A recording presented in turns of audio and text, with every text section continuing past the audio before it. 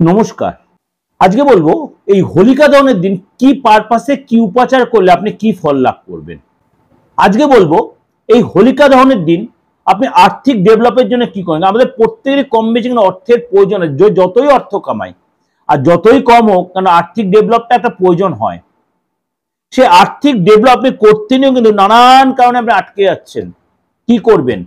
মিশ্রি নিন আর মাখন নিন। মাখন একদম নিখুঁত মাখন নেবেন, ছোট ছোট যে মাখনের টিউবগুলো পাওয়া যায় ওই মাখনের টিউব নেবেন আর মিশ্রি নেবেন, এক ডালা মিশ্রি নেবেন।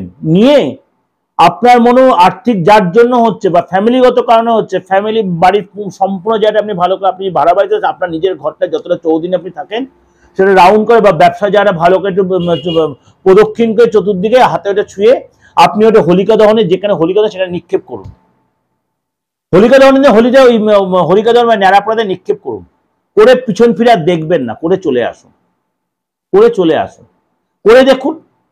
করে দেখুন না আপনার এই যে বিয়েটা আর্থিক জায়গায় যে একটা আটকে আছে সেই জায়গাটা আপনি অনেকটাই ডেভেলপ করতে পারবেন।